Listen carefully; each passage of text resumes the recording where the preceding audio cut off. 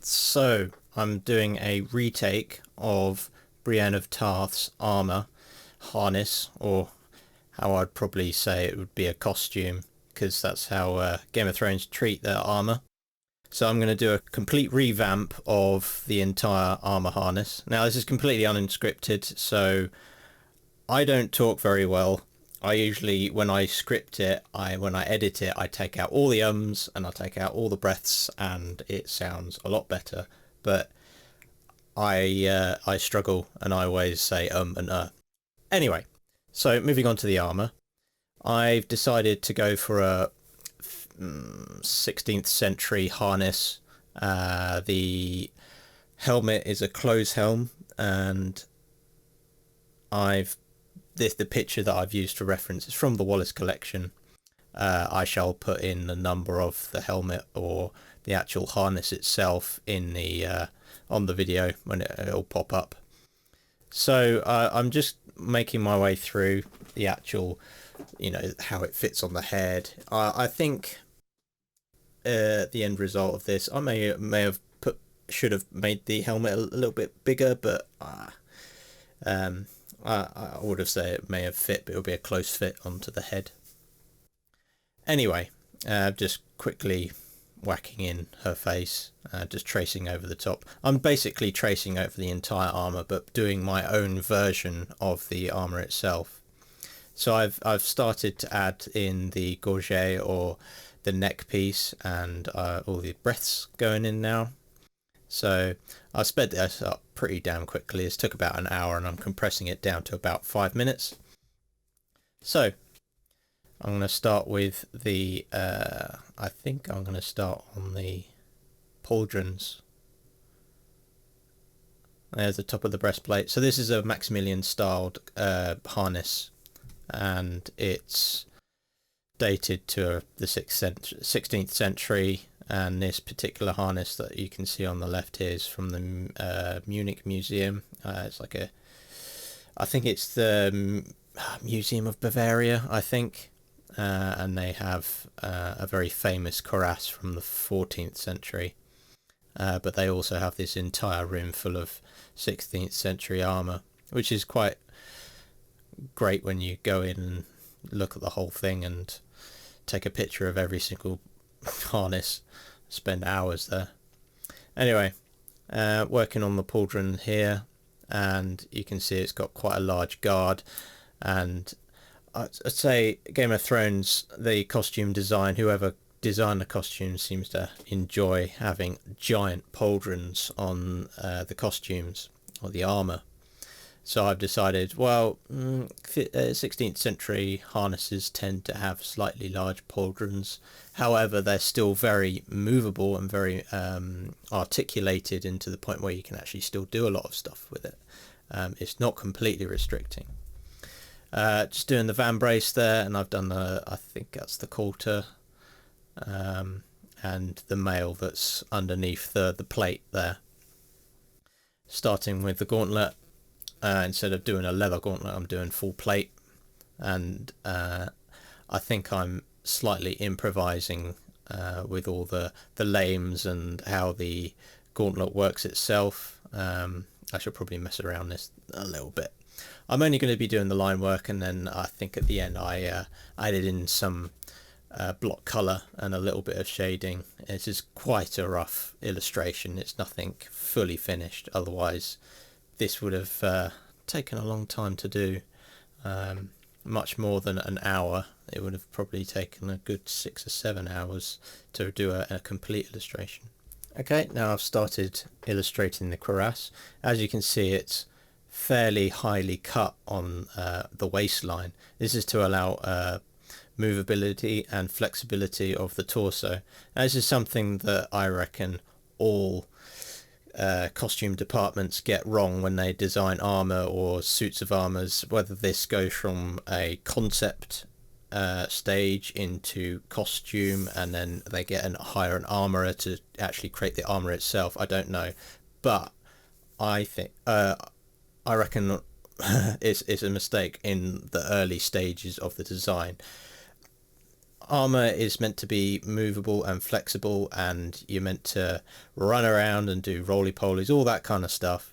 It shouldn't hinder your movement, and all armor designs I see in TV and film, the cuirass is way too long and it needs to be cut way higher, and you need to allow that flexibility, otherwise the actual actor is going to struggle in their performance. So I'm just doing the other side of her right arm. So I'm just adding in all the lames. That allows movement of the shoulder itself, and that little square piece on the top left of the cuirass, or the breastplate itself, is a lance rest, and I've actually taken the rest out, but kept that staple, or that square part, in. Now I'm doing the tassets and the folds. Now this allows the flexibility of your harness, and this is basically the bottom part of the breastplate, and this will go down to around the pelvis line area, and it, it's just for general flexibility. This is something that is left out, I see, in TV and film all the time. As you can see also that the waist is rather thin. This is fairly historical, as you can see in the picture there. That would have been a fully grown man, and he would have been able to fit in that no problem at all. So it goes to show the fitness of the person wearing the armor, and that it's quite tightly fitted to the wearer, not this loose baggy plate harness thing. I decided to redo the corrugation grain and actually match it to the original costume, just to keep that in there. Now I'm doing the other gauntlet and the other vambrace on her right arm, just filling it all in, and using reference is key when you're doing this kind of stuff, and it's very, very much based. This is almost a copy of two different pieces of armor, which is fine. I just wanted to demonstrate that you can create a nice looking costume or armor design and keep it historical, and it can still look good and quite presentable for fantasy and fantasy genres and stuff like that. Just redoing the belt. The harness of the sword, those belt fittings, kind of way too high. If you ever look at the belt fittings of the 15th century and 16th century, it's quite lower. The sword itself hangs quite far down. Just adding in the belt itself. I wouldn't let it droop as much as it is in the actual picture itself, otherwise it would just get in the way. And I'm also going to keep in that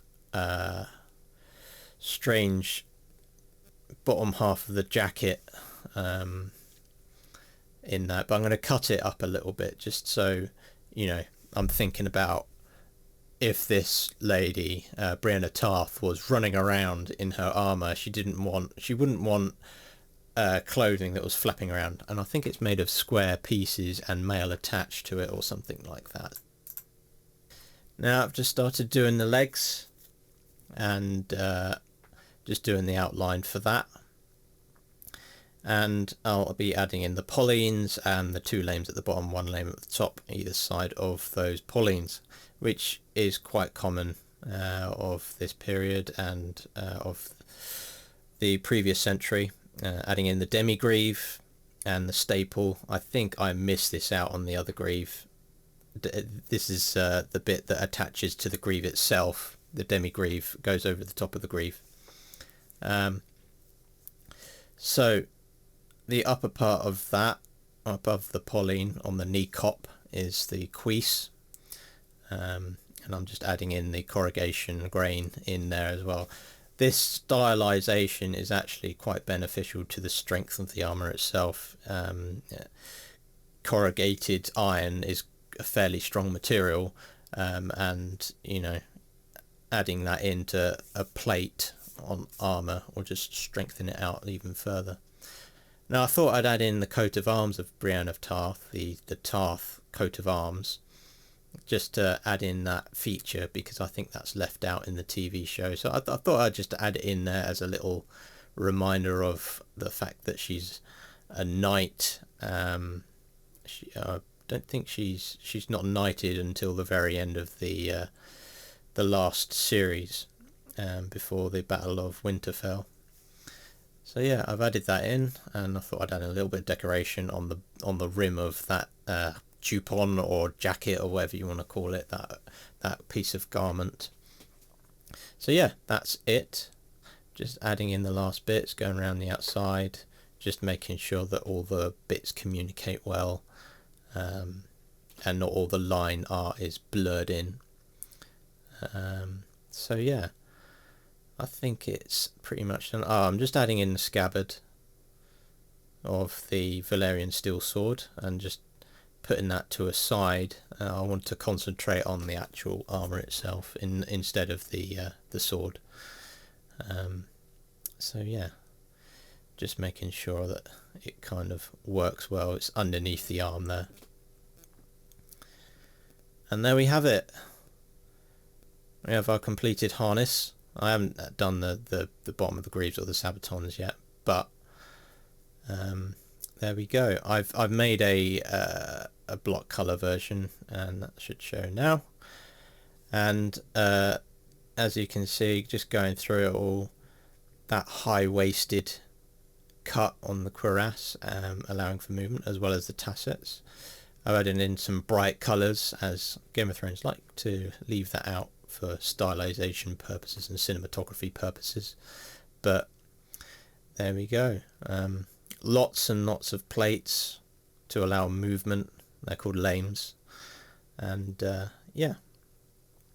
So I haven't actually released a video in a very long time, and that's because I've been working on a lot of freelance stuff. At the moment I've been working for Invicta, Kings and Generals, and I've got a few other freelance bits and bobs that I have scheduled in, so I haven't had time to actually create some videos, although I do have some down the line that I do want to release, and I want to get back to creating regular videos as well as my HEMA stuff, because I've been doing a lot of spear stuff with using Talhofer and Fiora Deliberate, and I want to look into how Mayer uses his system as well. So yes, I'll keep you posted. I'll release the video when it comes out. I'm getting married later on in the year, so I'm going to be quite busy. So yeah, I'll leave it there.